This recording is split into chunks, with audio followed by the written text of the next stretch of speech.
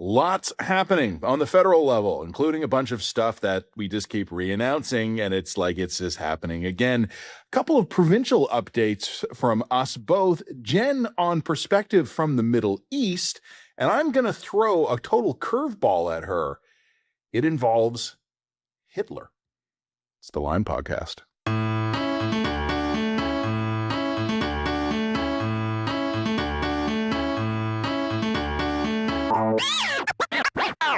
Matt, I really love it when you throw a Hitler curveball at me. It's not going to get us canceled, and I promise it's topical. But yes, in the third segment, there will be a Hitler curveball. Look, people have thrown that one at me before. And trust me, they've prefaced it with, "You're not going to get canceled for this, I swear." You're still here. I would never lead you astray. Let's talk about a different leader closer to home. Mark Carney's going to get his majority, isn't he? Yeah, he is. We're not going to be heading back to the polls anytime soon, I suspect. You and I have, I think, fairly similar feelings on floor crossing, but it was an NDP MP this time, Lori Idloot or Edlout, I don't know how to pronounce it, but someone from up north. She's crossed over. She's a Liberal now. The Liberals are now at 170. There's three by-elections. Do we have the same opinion on floor crossing? Because I'm kind of pro floor crossing. I think I don't like it, but it's legal and only losers whine. Okay, fair enough. That's kind of my attitude, right? Like people love floor crossing. Like I think it's gross and it's shady, but it's legal and it's like, shut up. Well, like, also, the floor crossing is the one last real power that independent MPs have in a system that has overly centralized power in the Prime Minister's office and the Leader's office. So, like, this is actually the one thing that they have to their benefit. And if you try to impose some kind of election test on it, as a lot of people think would be fairer somehow, I think that undermines and chips and erodes the independence of the MP in our system. So I'm all for it. I think that if you believe in the government, even if it's the government that you didn't work for or didn't get elected under, and or if you think that the leadership of your current party is trash, the ability to cross the floor and become an independent or to cross the floor to another party that will have you is one of the last great pieces of power that MPs have. Without that, they really might as well all just be houseplants, party-branded houseplants. I mean, my sense is that when you do this, though, you are a houseplant. You just get a different pot. It's none of these people become influential. They just get rewarded. Like, when was the last time a floor crosser became influential? Belinda Stronach. After she crossed the floor, she got a portfolio, and then do we ever really hear from her again? Well, that's because she went out of politics, but she was actually probably one of the highest profile MPs, for better or for worse, for a good long while. Yeah, but I think that was genuinely influential. That was the notoriety more than it was the accomplishment. Is what it is, man. Is what it is. Yeah, I don't think that Carney is going to get punished for accepting floor crossings, given the narrowness of the majority and given his high popularity. So, whatever. No, I wrote a column for the Star this week about that. And one of the things that's going to be frustrating for the Conservatives is that they're going to do all the things opposition parties normally do. They're going to go, oh, it betrays the will of the voter. It's dishonest, blah, blah, blah. But it's what the polls are saying Canadians would want. If Carney actually did go for a spring election right now, based on the polls, he'd win a majority and probably a pretty big one. Mm-hmm. And I wrote the Star, look, if you're the Conservatives right now, you're staring down the possibility of a Carney majority anyway, because right now they're at 170. There's 3 by-elections coming up. If he wins 2 out of the 3, and 2 of them are pretty safe Toronto Liberal seats, he's got his majority. You're Pierre Poilievre. What scenario do you want?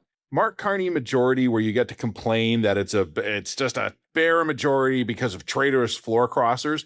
Or do you want to run a general election and lose 80 seats?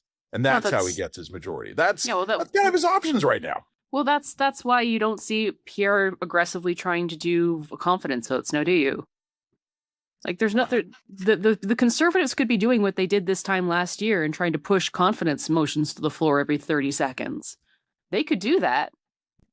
Yeah, they could force an election. If they actually genuinely believe that floor crossing is a betrayal of the voter, hey, man, put your money where your mouth is. So we're already drifting off topic, but you know what's hilarious? You know who I God, was thinking about this morning? who? Jagmeet Singh. Why? But why though? Imagine going back a couple years to the day he signs the confidence in supply agreement and going, hey, man, you know what you just did? You just propped up Justin Trudeau just long enough for Mark Carney to come in, establish a more right-leaning Liberal Party that will become very popular and will have a majority. While you are out of politics and the NDP is down to a half dozen members. I don't know. Thanks. That was in hindsight the best strategic move ever made by an NDP leader in modern Canadian history, was propping up the Liberal government. Oh no! If only Even people like better us warned him. what was even what was even better is when he ripped it up without actually ripping it up or voting against the government. I got love you, Dippers. weeks Love out ya. of good tweets just saying at every opportunity that I was going to rip up whatever I was talking about that day. We're ripping up the deal, but we're not going to bring the government down. Yeah, Jagmeet Singh. You know the meme? It's like a little domino that goes eventually to a very big domino. Yeah. Jagmeet Singh, Mark Carney majority. That's the dominoes that we're looking at here. Yeah, look, I don't love the way this is happening. I understand voter cynicism and all the arguments the Conservatives are making. I get it. But also, like the Conservatives, we talked about this last week. The Conservatives are on like their third reboot of their leader. Mm-hmm. They've spent a year doing nothing. It's okay. He's going down to Detroit to secure that auto pack, that tariff-free auto pact. So, be great. Going great. I don't know. Do we want to talk about that absolutely brutal Politico article? Politico ran a really like cutthroat article pointing out that Pierre has no friends in Washington at all. Well, like he's just. I mean, yeah, but it was worse than that. Like, so it was a political article. I was reading it, and it was just devastating for the Conservatives. But basically, the thing that I thought was most telling in it, and something that you and I have talked about, was all these guys down in the States are like, we don't know who this guy is. He's made absolutely zero effort to reach out. Mm-hmm. And obviously right now things are like difficult. Like, any Canadian Conservative leader right now would have to be cautious in how they reached out. Oh, yeah, I get it. Like Jamil Jivani was perhaps not the model for how you do a reach out to Washington. You know what I'm saying? Well, I mean, you got to be careful, but you got to do something. And you and I were talking about this just a week or two ago and right here on the pod, where Poilievre has been the opposition leader for years now, and he finally made his first foreign trip. Wow. The one that actually got me in that Politico article, and maybe we should link it in the thing below if you haven't read it, is that Randy Hoback, an MP, was made the head of the U.S.-Canada file. Apparently, he did and he's been the head of that file since 2008. So he's done yeoman's work trying to build relationships across the aisle, which, by the way, all parties should be doing all the time. You should always have someone building those relationships. Like, okay, if you're in the Conservative side, you should be building ordinary relationships across the border in the US and the UK and other countries as well. Just because you want to maintain those network those contacts, and those might help you in leadership. The Liberals do the same thing with the Democrats. That's all very good, positive stuff. Super. So Hoback was put in charge of that particular file since 2008.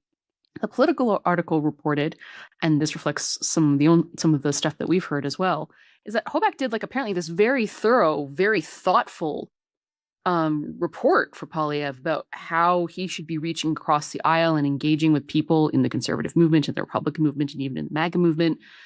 Not necessarily doing the Danielle Smith tour, hey, look at me, I'm Trumpy, but building real connections and relationships. And according to the Political article, not only was that report not followed, it wasn't even read. It's just like, thanks, Randy. So, and according to Politico, basically what Carney is doing right now is right out of Randy Hoback's suggested playbook. This is exactly what he would have suggested Pierre did. So, look, I understand the argument that Pierre needs to be focusing on domestic issues and presenting himself primarily as a domestic leader. That's fine if that's your branding. it's just incompatible with this whole look. I uniquely can figure out the way to get Canada leverage in its trade agreements. I uniquely can get a tariff-free auto pact. I uniquely have like some kind of special magic because the word conservative is behind my name. But then at the same time, you have no real connections. None of these guys know you. You've done none of the actual groundwork to build those bridges. It's just, I don't know. It's not credible to me. So I don't know if he wants to be a purely domestic leader. I guess that's fine. I think, but then you can't expect to be taken seriously on the international side or the trade file, right? Yeah, I hear you. I would also say one of the things that jumps out at me talking about this is something a conservative friend of mine told me years ago.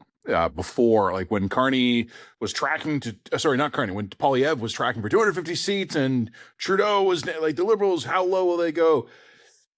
One of my conservative friends told me what you got to understand about Poilievre and his people is they just don't want to win.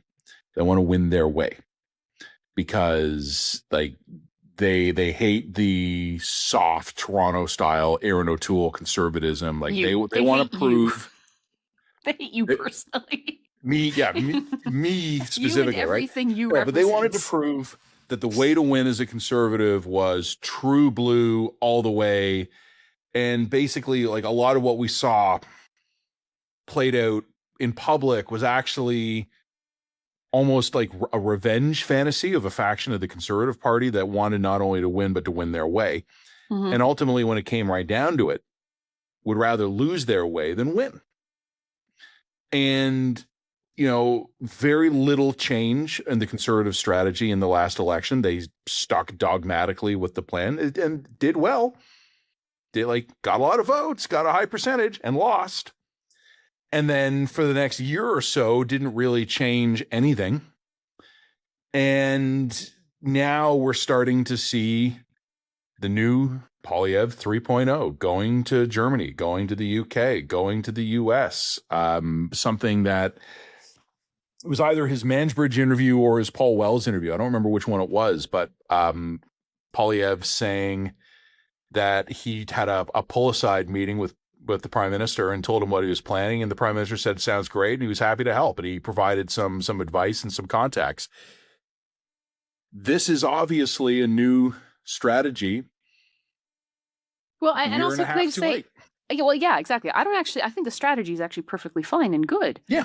But yeah, he just should have been doing it. And I even think it's more than a year and a half too late. It's probably 2 or 3 years too late.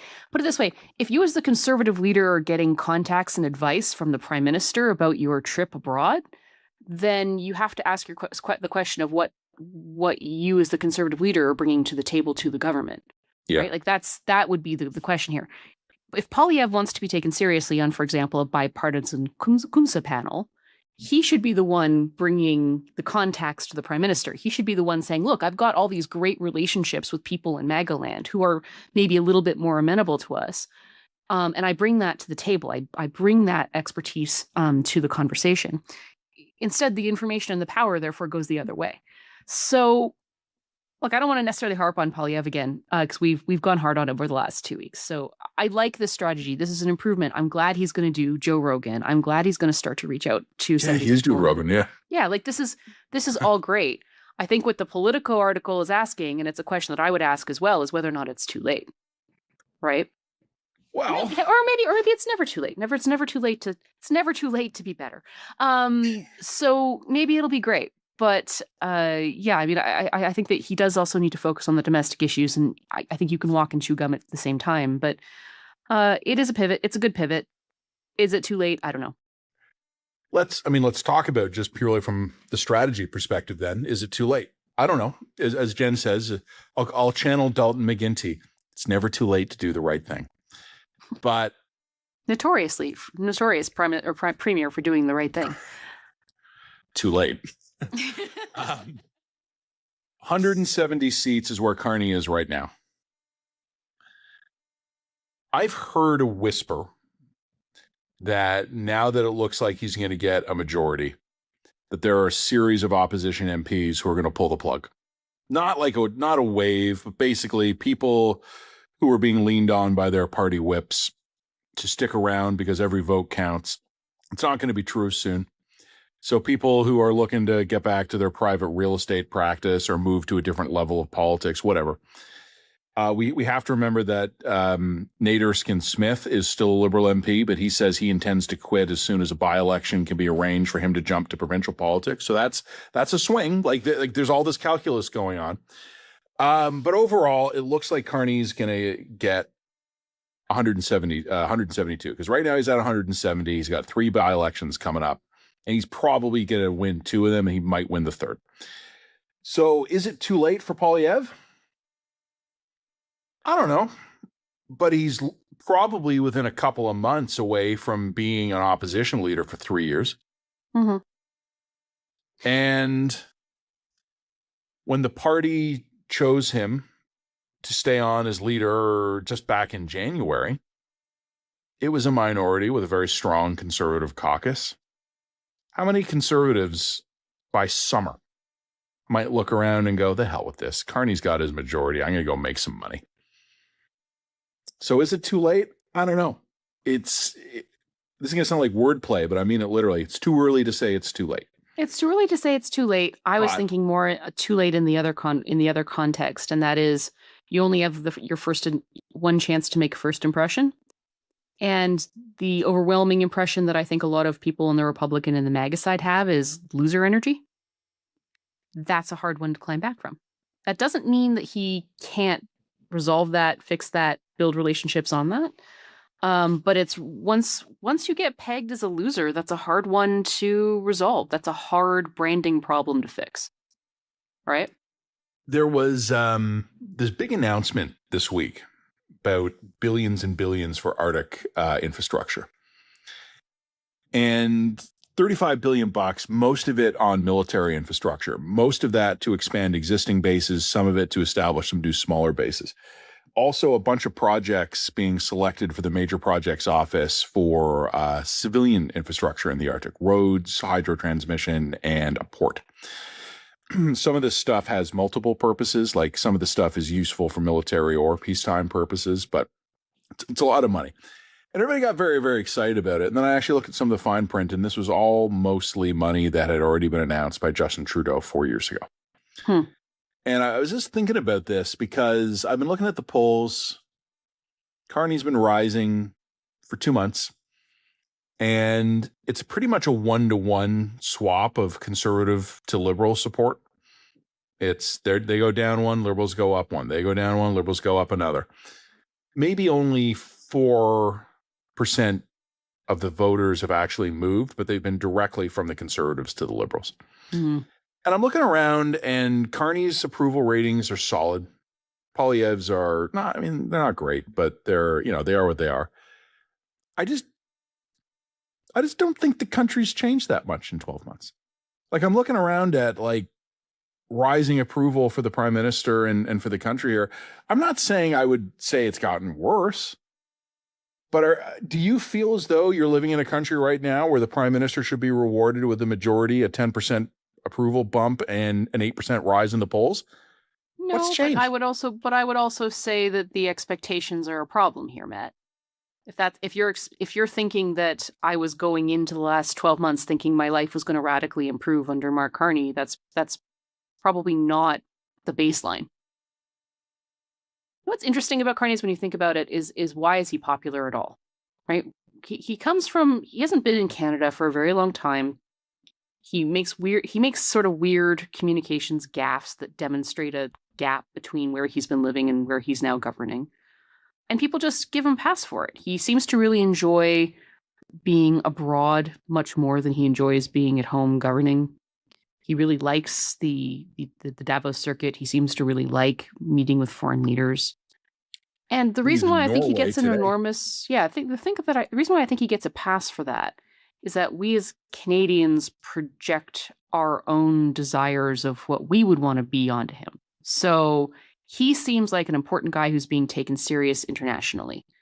That reflects well on us, right? So his success on the international circuit, I think, we get to bask in that reflected glory, right? Finally, Canada's back. We love this idea of Canada being back, this top middle power energy.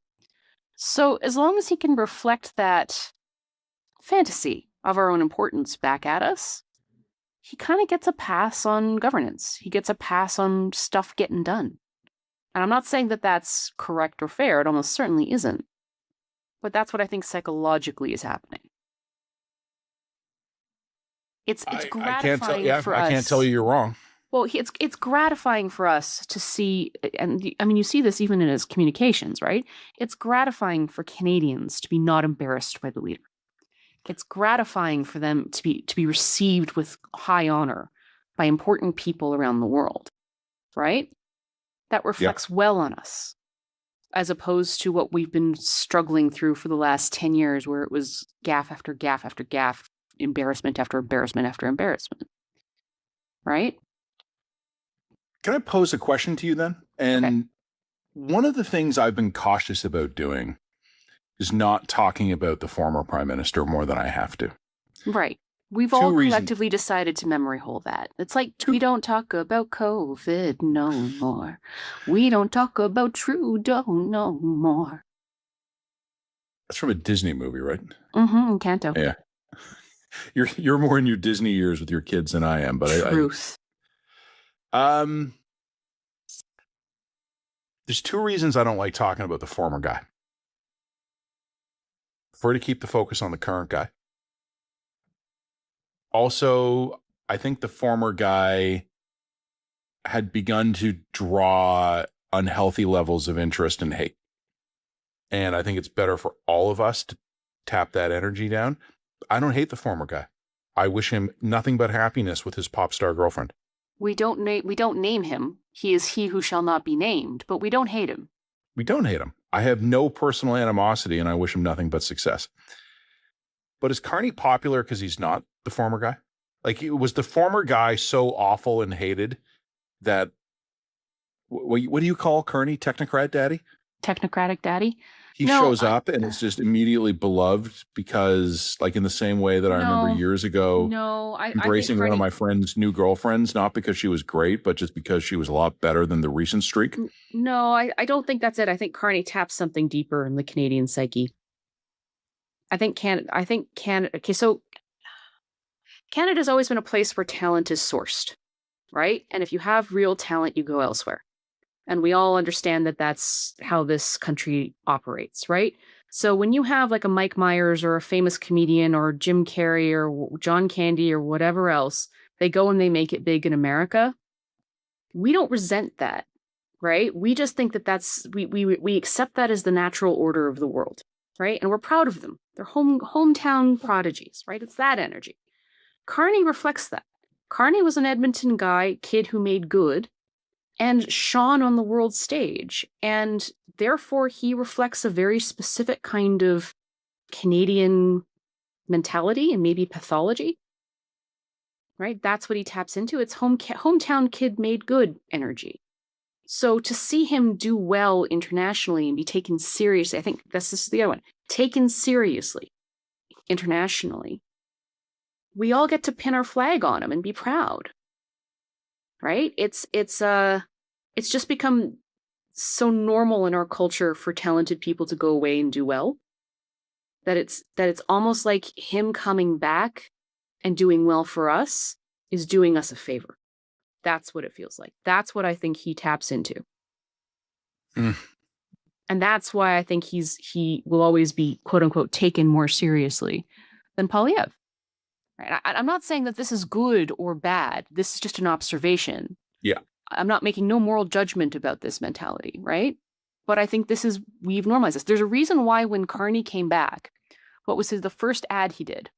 The first ad he did is that he plucked Mike Myers, who's now an American citizen, I believe, right out of America, and does an ad that inoculates him from the Michael Ignatieff "he came back from you" stuff very effectively, by saying, look, here's another guy you're really proud of and has done good abroad, but we come back and we're going to put him in a hockey rink and have him hold some Tims. And he's Canadian. Just because you don't live here anymore and you have no real connection to this place anymore doesn't mean you're not Canadian. Your Canadianness is something deeper, right? But of course, never really defined beyond the most shallow sort of cultural symbols, right? But that was a very effective inoculation. Brilliant. Actually, I would go for like almost a PSYOP level inoculation that protected him from the Michael Ignatieff syndrome, which is the he didn't come back for you. Was it Colbert he did like the same week? It was Stewart he did. That was his first entry back into Canada, was Stewart. Right. And like there's a couple of us who pointed out how nuts that is, how completely insane it was that a proposed Canadian prime minister thought it more important to effectively launch his campaign on Jon Stewart and to inoculate himself using an American like Mike Myers. For all intents and purposes, Mike Myers is an American. And the generational demographic communications that represented as well. Like, that was effing nuts if you stop to think about it. In no other country would that be accepted. In no other country would it be acceptable for someone to live abroad for most of their effective life and then to reintroduce themselves to the Canadian public or to the local population by going on a foreign goddamn television show. That's insane, just to be clear. Only in Canada would we ever accept that.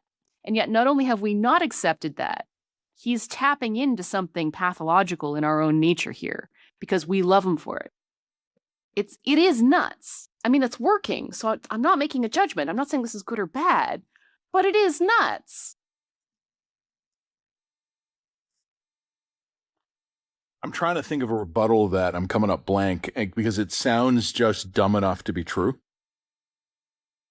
Like, it kind of fits with my assessment of the Canadian voters, because I was thinking about this the other day. I don't think things have gotten worse in the main in Canada over the last 12 months. I could point to some areas where I think we've made some progress, and I could point to some areas where I think things are getting worse. But in the main, I don't think we're devolving, but we're also not recovering. I had a laugh about this earlier in the week. I going through my inbox, clearing out government press releases. And there was this big one from the feds on the Arctic. $35 billion for military and dual use infrastructure. It's a lot of money. But it's a redo. It's a recycled announcement from 4 years ago. And then I see this Ontario, Government of Ontario press release about a new agreement on a national energy corridor. And I remember thinking, that's a big deal. So I click it. I read the thing 12 times. I couldn't make heads or tails of what was actually being announced. So I called a source in the Ontario government, and on background, got told, well, it's not so much an agreement to do the thing, but it's an agreement to put together a working group that'll come up with a proposal that we will then seek federal agreement for. So we're like 2 further agreements away from this agreement actually mattering. And the only actual thing that was really announced that was tangible this week is that Ontario and Nova Scotia will now allow direct-to-consumer liquor purchases.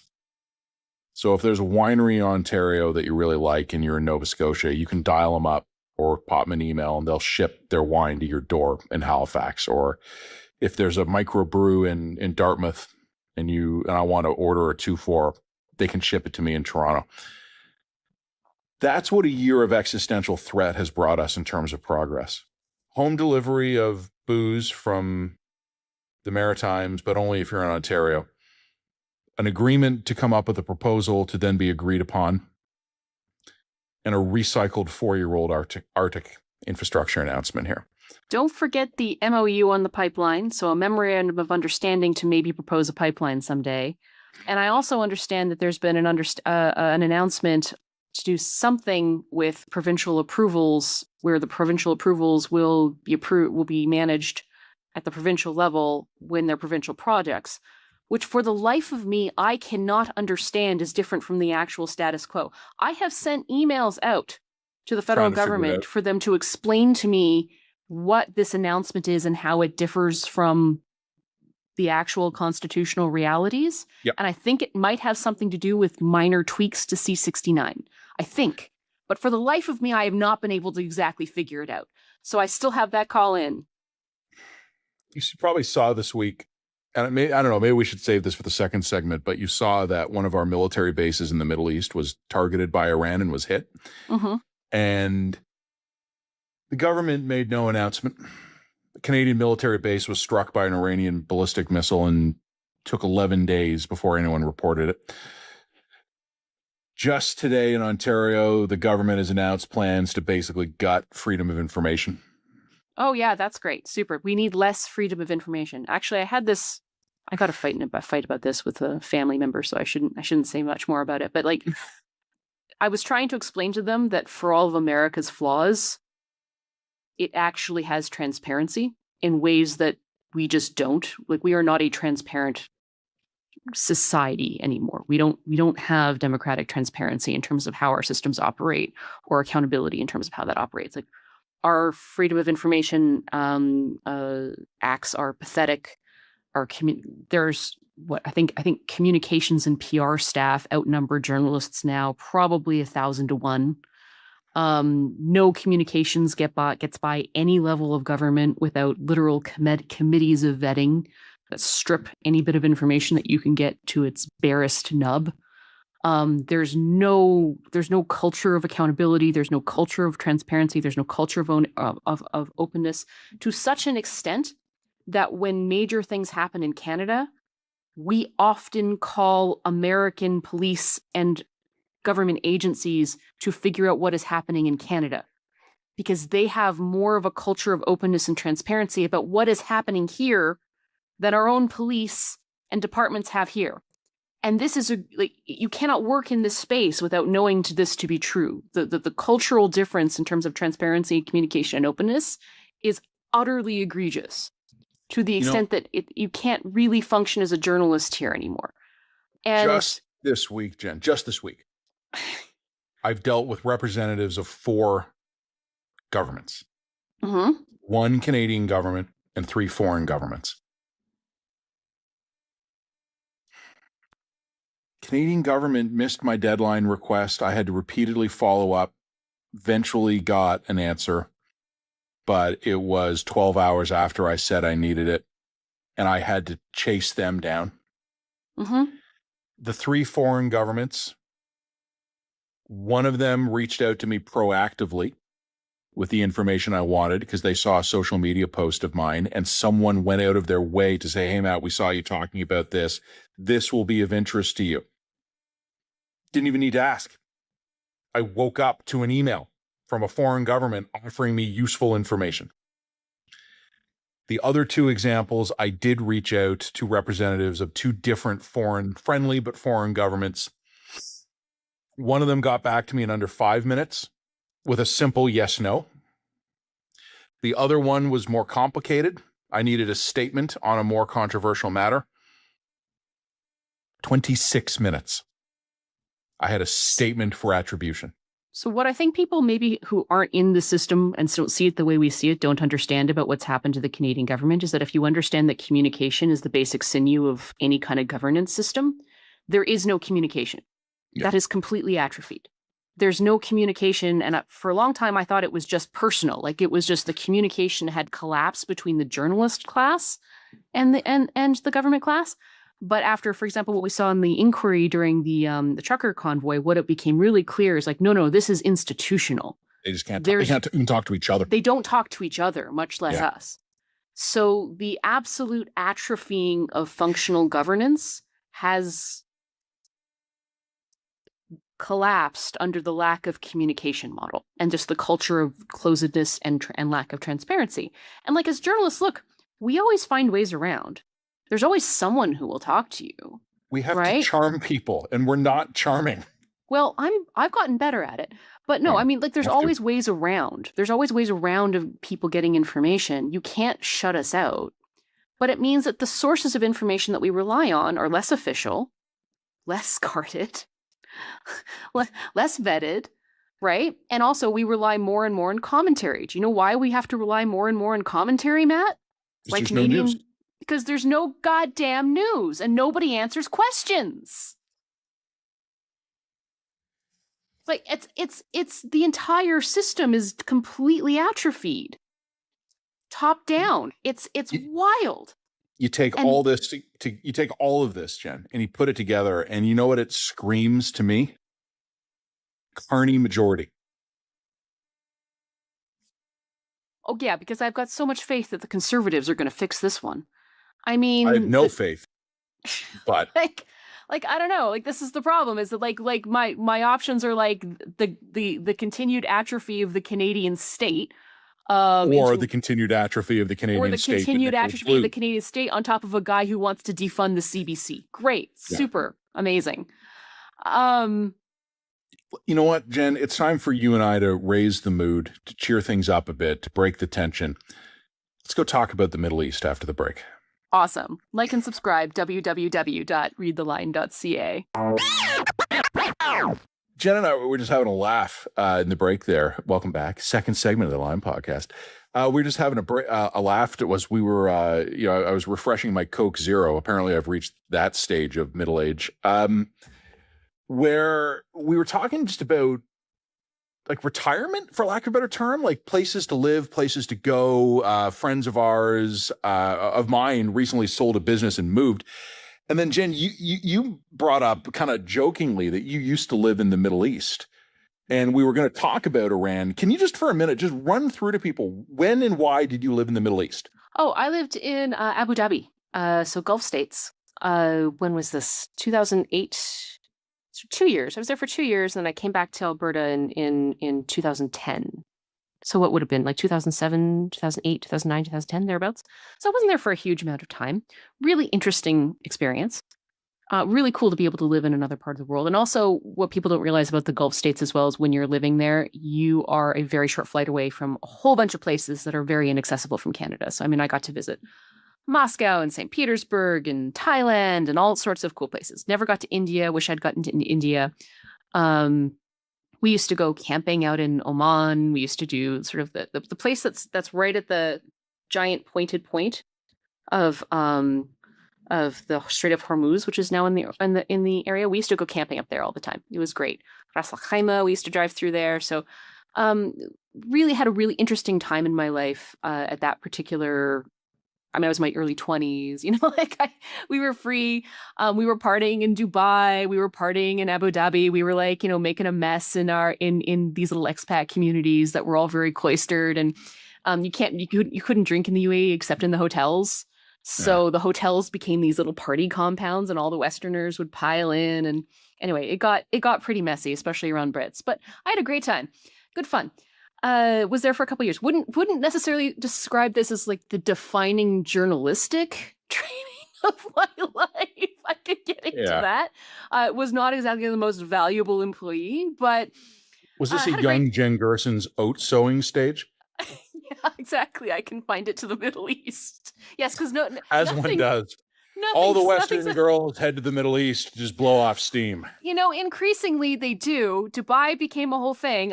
Trust me, we ate lots and lots of so another fun thing, a lot of these hotels have Friday brunches where they're just absolutely over the top, extravagant, all you can eat, lobster by the pound, incredibly stupidly fancy brunches, all you can eat brunches.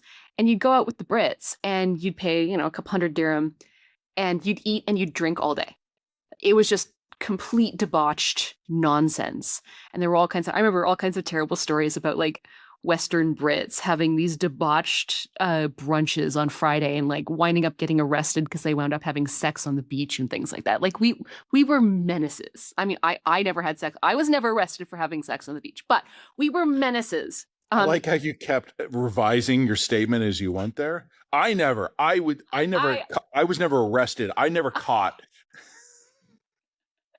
Anyway, look, point to being is that it's kind of strange now to see a lot of these places that I lived and visited now in the news. And, I don't want to do the thing where it's like I localize events because it was a long time ago that I was there. A long time ago since I was the Jen Gerson of my 20s. And it's changed a lot since I was there. But one thing that I just thought was interesting to observe as someone who had lived there, and I've kept in touch with some people who are still working journalistically there. The way that these sorts of war zones get portrayed in Western media really bugs the hell out of people who actually live in these zones. And I saw a little bit of this when I visited Israel a few years ago as well, is, when I said, okay, well, to my parents, well, I'm visiting Israel in the middle of the war in Gaza, and there were still sort of active rocket strikes happening. And I got to visit some places that saw active rocket damage, like a couple hours before I arrived, kind of thing. You see in the media, like there's this close-up of this burned out building and a car, and like people are being pulled from the rubble. And the way that your mind projects that image is that it seems like that's the whole space at all times. Or you see these spectacular rocket strikes in the Gulf, and you're just like, oh my God, how could anyone stay there? People are fleeing en masse. But for the vast majority of people who live there, it's just life goes on in a way that's hard to explain to people. Like, school kids are still out doing their thing, walking to school. People are still at the shopping malls. People are still at the beach. People are still going grocery shopping. It's life is going on amid this chaos. And there's a certain point where conflict gets to be so accelerated that normal life can no longer continue. But from what we're seeing in the Gulf, that's not where this is. So I don't know. It's just a really interesting paradox when you're covering this stuff. And I don't think Western journalists necessarily do anything wrong by covering this, but it's just important to remember that what you see or what you experience is a very tiny snapshot. And then if you zoom back even a little bit, you see life just happening, life just continuing, in ways that feel very normal.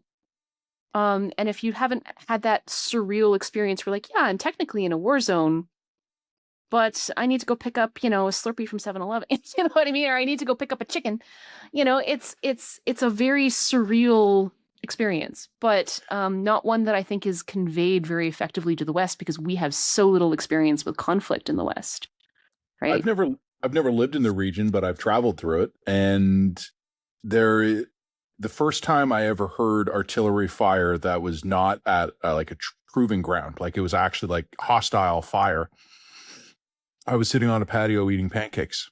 And I remember at the time kind of being amused by this and just thinking people at home would have a hard time understanding that I'm on this beautiful patio and these delicious pancakes, this fresh squeezed juice, just having a wonderful breakfast.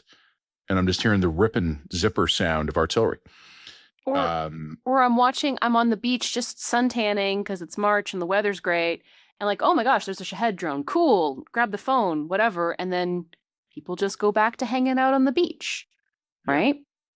Well, we do have a piece the Line will be publishing next week from one of our buddies who happened to be overseas when this was starting. And he's going to file a story of just of Jen. I think you'll, I don't know if you've read the draft. We're kind of just in the editing stage now, getting it ready for publication, but I think you're going to like it because it's very much in line with what you're talking about here, which is just life going on, and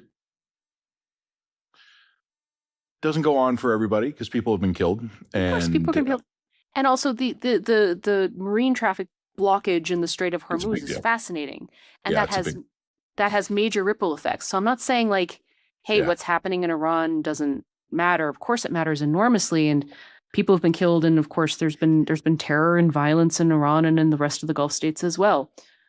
But for most people, most of the time in these kinds of situations, life is just continuing. I mean, even in Israel, okay, you continue your life. Okay, well, the alarm's going off. Let's get to the bomb shelter. Okay, we get to the bomb shelter.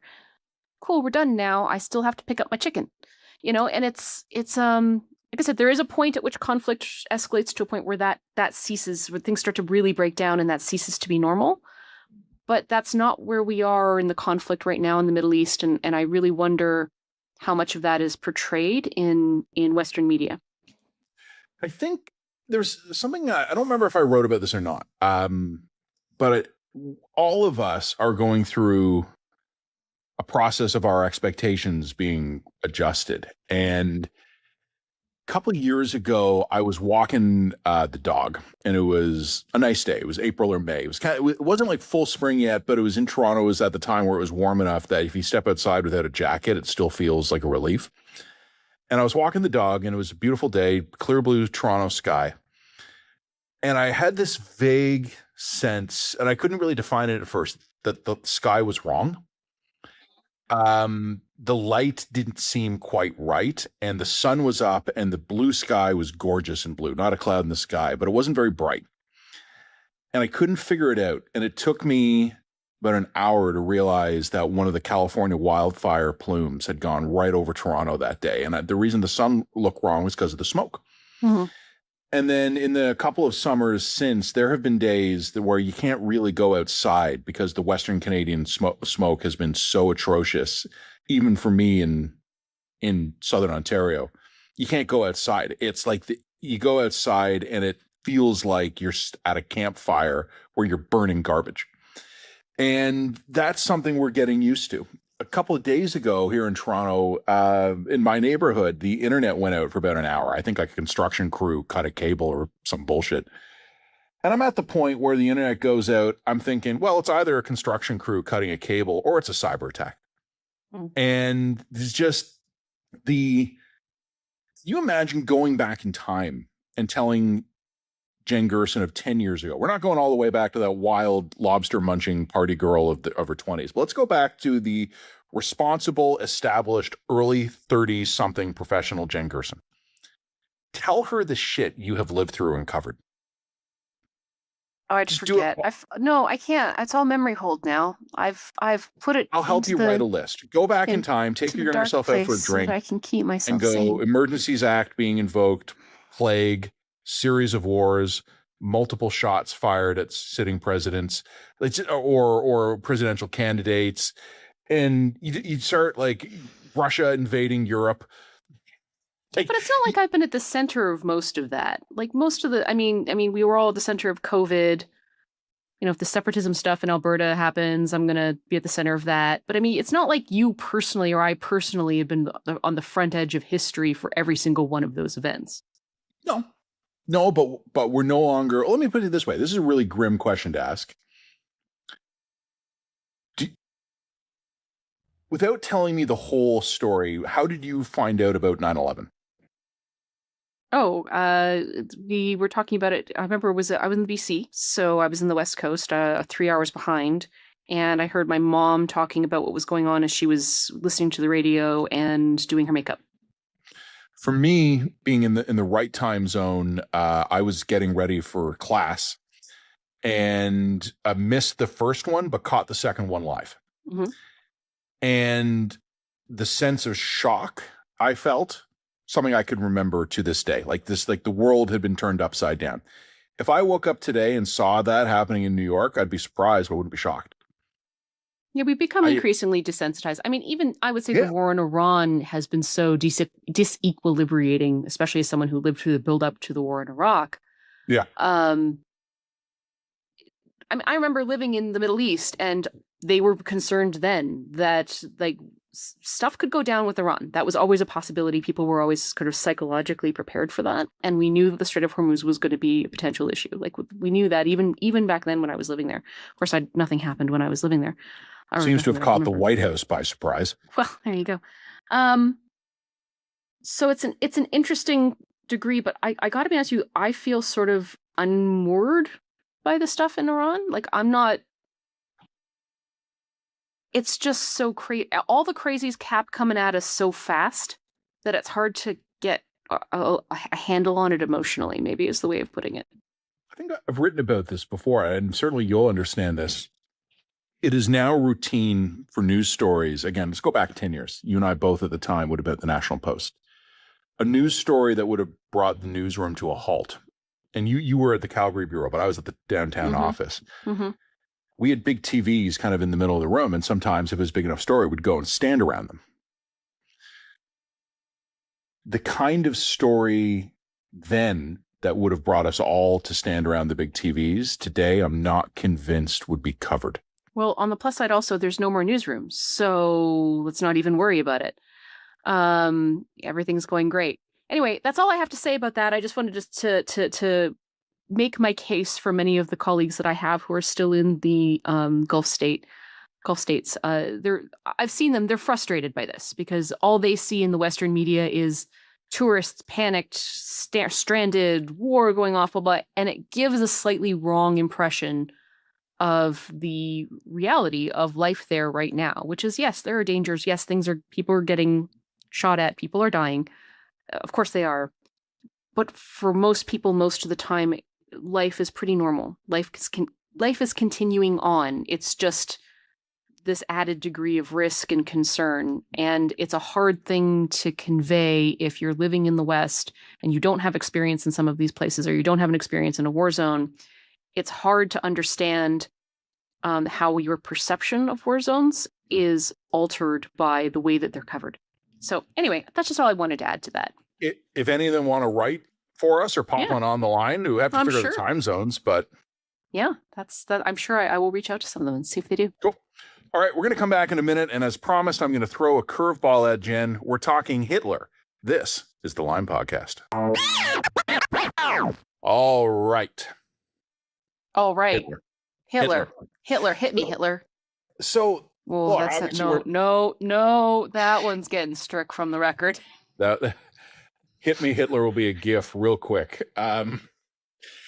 So this is actually, I've been a little bit flippant about this, and you probably shouldn't be flippant with Hitler, but this is actually a really fascinating story. And I want to mention in 2026, though. I mean, yeah, no. So check this out, and I want to mention as well. So, okay, Jen and I are blowing our cover here.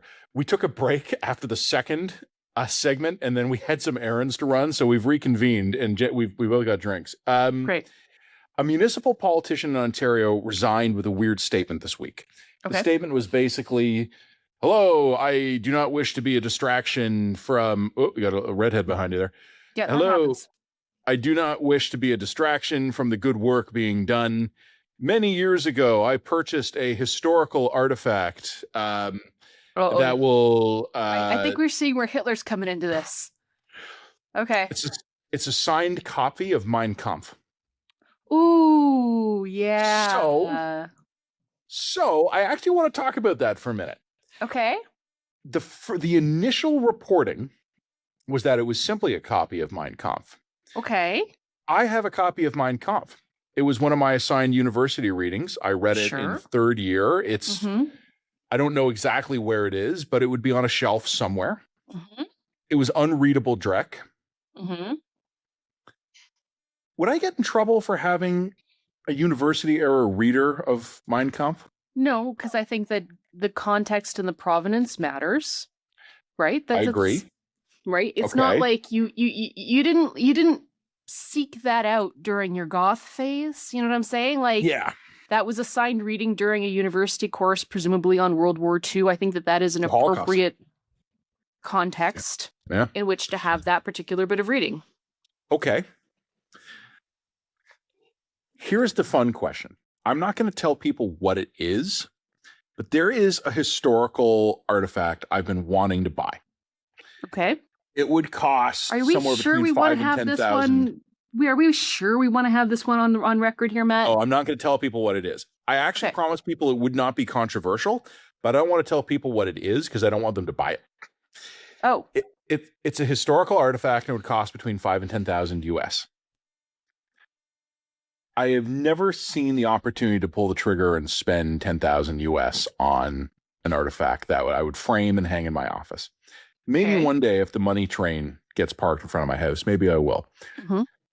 The honest question I have for you, and I've been thinking about this since yesterday, and I'll tell you off the air what I actually do want to buy. What is the historical value of a signed copy of Mein Kampf? I mean, look, I would maybe give a pass to that one if you were dealing with a World War II or Holocaust scholar who has devoted his entire life to the study of this particular subject matter. Yeah. Like, I think that might be a context in which that would be understandable or appropriate, or they'd put that under glass or whatever. In that context, sure. I think that there might be historical value in a signed copy of Mein Kampf in like the Holocaust Museum or some kind of museum exhibit. I can understand that. Random dude's house who's just kind of into World War, maybe a little too into World War II. See, I know this isn't a huge story in the context of everything else we've been dealing with lately. But to me, I think Jen has immediately come to the same place I am. There are absolutely correct places to put a signed copy of Mein Kampf. It could be in extremely rare historical collections, museum or private.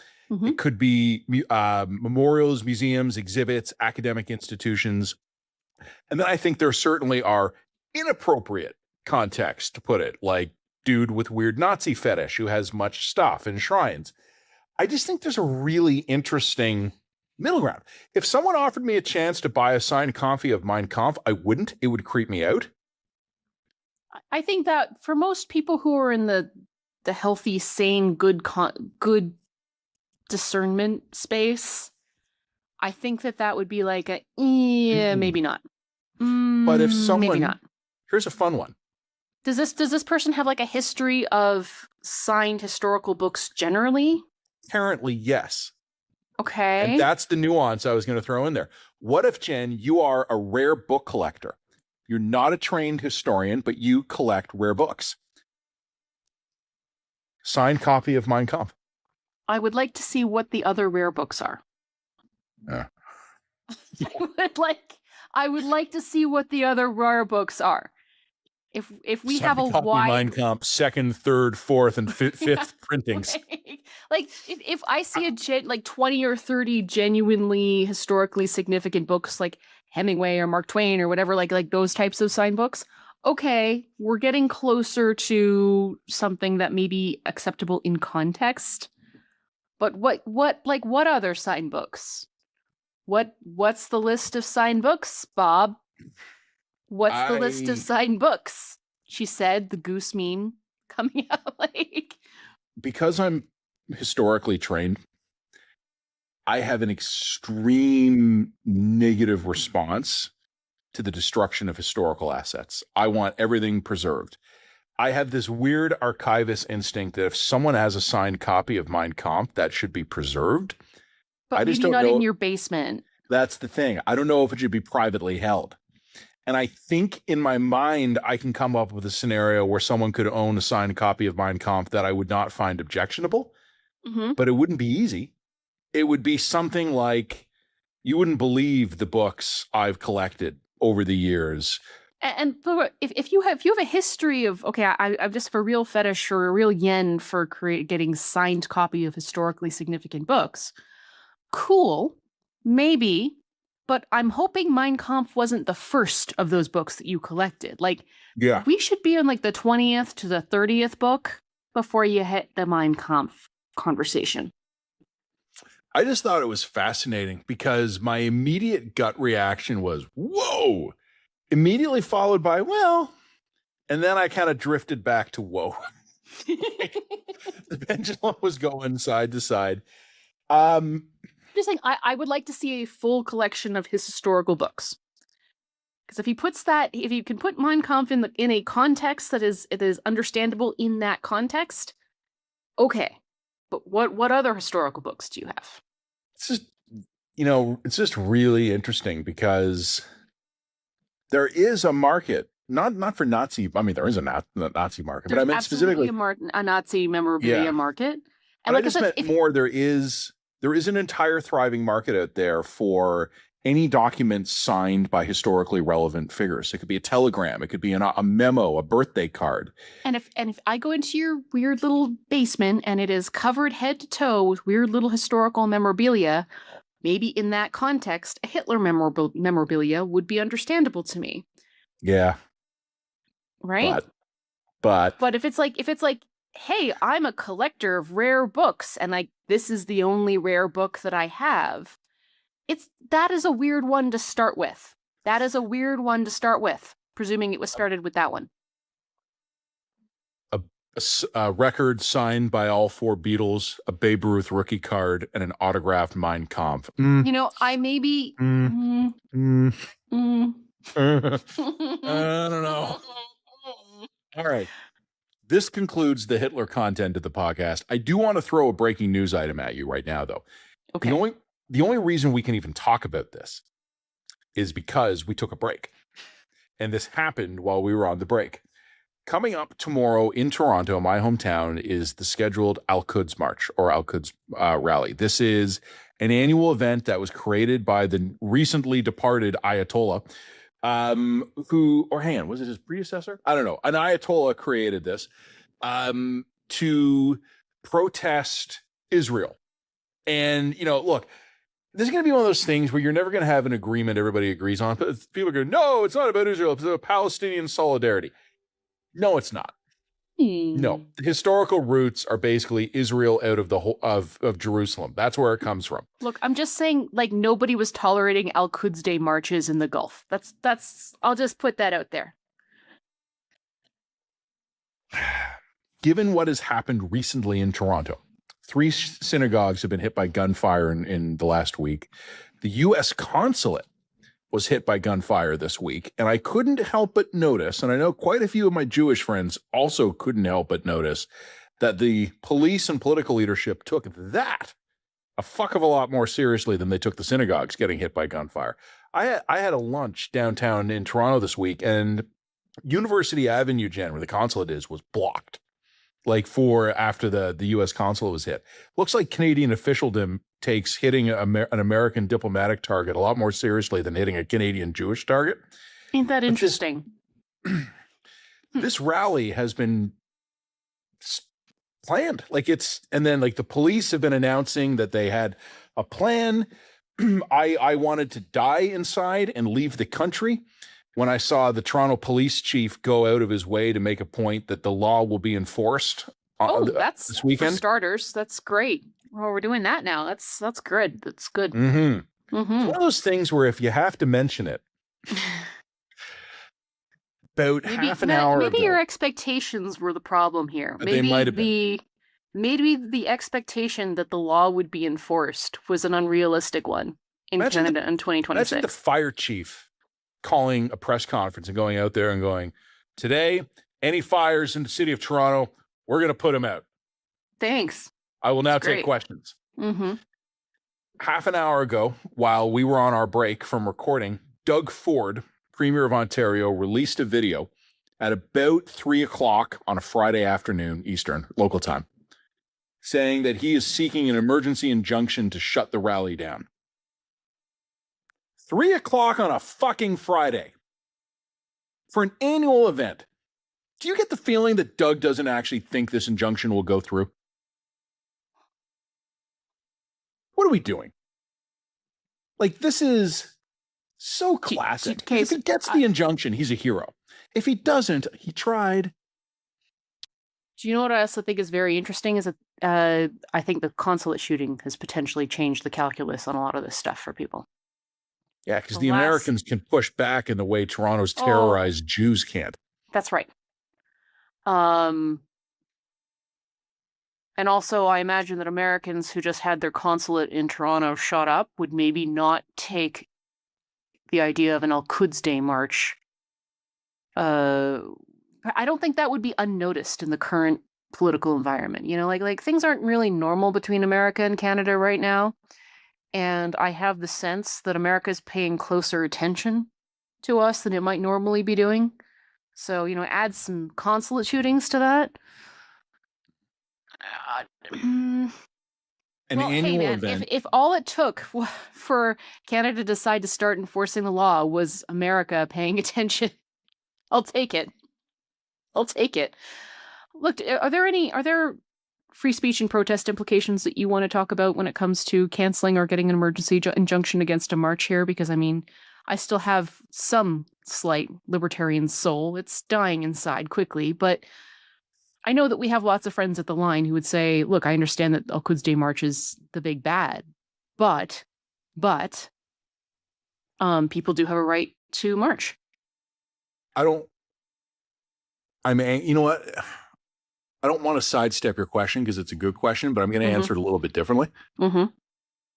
I'm so angry and frustrated that the complete gutless abdication of duty by cops, crowns, and politicians has left us in a point where instead of just having appropriately measured, targeted law enforcement during protests, we're now at a point where we have to think about injunctions against protests in general. This is such an unbelievable failure where if we had done a good job the last few years arresting the lawbreakers, the message would have gotten out. And we would be in a situation where it would be plausible for the chief of police in Toronto or the premier of Ontario or the mayor, who is God only knows where she is, ribbon cutting at a garden center or something. They would have been able to look the U.S. government and the Jewish community in the eye and go, look, we know this is a controversial event, but we're on it, and you can trust us because we've done a good job. We're at the point now where I think the credibility for the Toronto and Ontario's institutions is so low that you kind of have to swing for the fence. And do I have free speech, libertarian concerns? Yeah, of course. I do. But I also have basic law and order concerns, and I don't know how to reconcile them. Like, the way you balance these things in a free society is by doing good, targeted, nuanced enforcement all the time. And you constantly work to strike that balance. But it's just like for the last 2 years, we just gave up. And I don't know how to fix that. I honestly don't know, Jen. And I'm not trying to get existential here at this late in the podcast. How do you come back from that? How do you hear me out? Hear me out. Hear me out. We talked last week about our good friend, the U.S. Ambassador Pete Hoekstra. We get him on this. Like, dude, don't send letters to the Globe getting angry at them for their hockey columns. Like, we have bigger fish to fry, my dude. Police enforce the law. I think that's... We could send him a list. We could send him a list. So, I have an idea. Okay. I mean, we're blue sky in here. We're blue sky. Actually, Jen, I am honest to God. I don't know if I should mention it before talking to you about it first. All right, go. No, we're throwing stuff against a wall now. Should we pause the podcast so I can bounce the idea off you before I say it while we're recording? I think we must now. Okay. Stay tuned. Stay tuned. 1 second.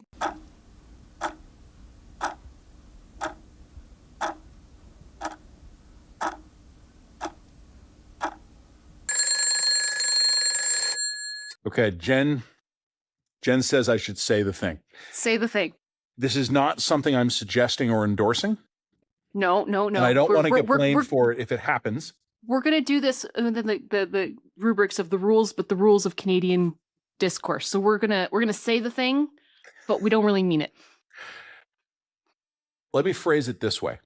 Mm-hmm. Can you imagine the response by certain segments of Canada's cultural and political elites if Donald Trump or J.D. Vance or Marco Rubio got up at a press conference and said it's terrible to what's happening to the Jews in Canada and we're offering them asylum immediately? And I wouldn't look at my Jewish friends and go, you must go, because that could be a frying pan fire situation. Like you saw what happened in Detroit just yesterday, right? Like I'm not looking at it as an immediate upgrade. So I'm not proposing this as a public safety response to the threats facing the Jewish community. But can you imagine what would do to that would do to this country politically? Can you imagine the next CBC panel? Trump in the White House, in the press room, going, I've been reading about these synagogue shootings. I've been reading, now they're even shooting at our consulates. I am immediately declaring that Canadian Jews can relocate to the United States immediately. We'll arrange the visas for them. Imagine what that would do to this country. And then now it's probably going to happen and I'm going to get blamed for it. You are going to get blamed for it. But look, if America's going to wear the black hat, let's have them wear the black hat for some like greater good here. I just think there's that would, I mean, when I say hilarious, understand that I mean that in the darkest possible way. That would be like darkly hilarious. That would be pretty incredible. Can you imagine Mayor Olivia Chow's next press conference? Madam Mayor, Matt Gurney here, local news. So the American president just said in response to the recent spate of synagogue shootings in Toronto that Canadian Jews should relocate to the United States and would be given immediate, whatever, like visa or whatever. Do you care to respond? Meanwhile, this is the woman who didn't show up at the event protesting anti-Semitism because she had a prior engagement doing a polar plunge event at the zoo.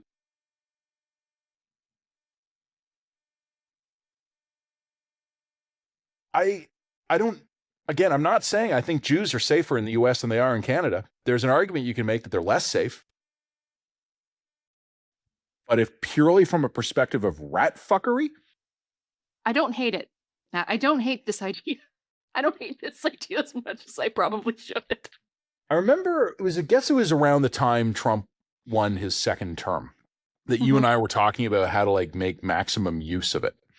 And some of the things we were talking about, for example, was like, could we gently provoke Trump into becoming angry about the things you and I personally wanted fixed? Like, Mr. President, supply management, it's bad. It's bad for Americans.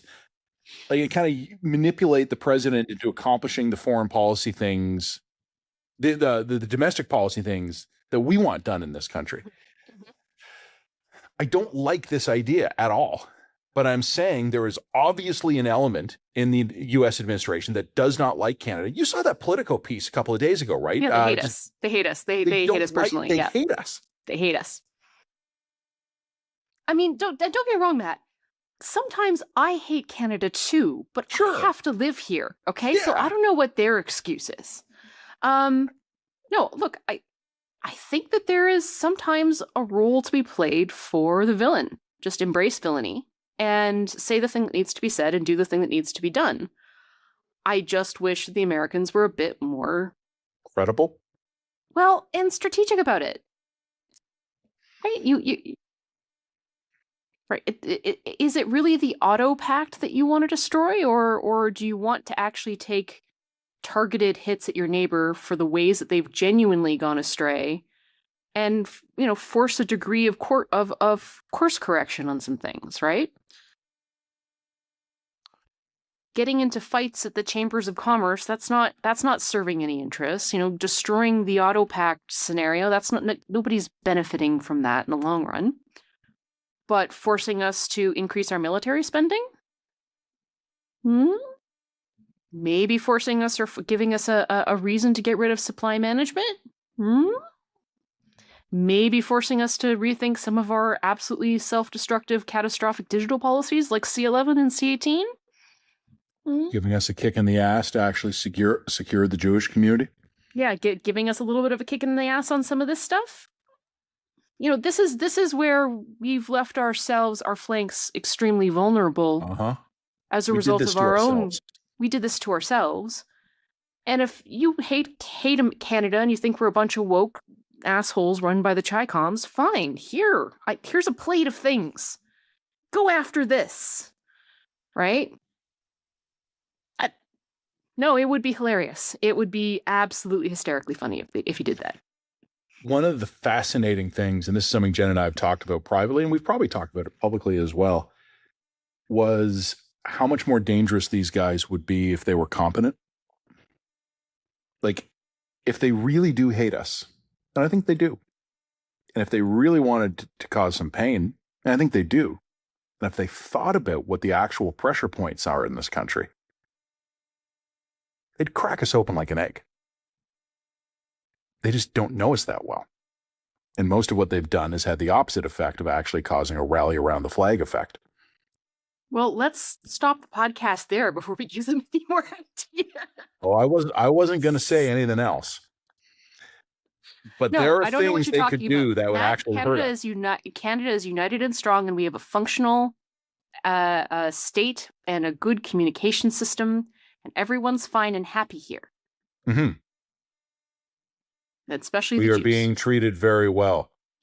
Blink, blink, blink, blink. Everything's great. Matt, that's it. That's all I got. I don't. Yeah, I apologize in advance if I have actually just destroyed the Federation. But look, after they save the Jews, maybe they'll come and save us. I'll tell you this. The incredible thing is, this is a great time to mention this. Programming note. We're not doing a line podcast next week. It's March break. We have 2 weeks to see what the consequences of what we just said are going to be. It's going to be fine. Don't worry about it. The Line Podcast in exile from Tel Aviv and Washington, where we have sought shelter. Um, established our new life. It's great. Everything's going great. Okay. Well, things are Okay. great. Bye.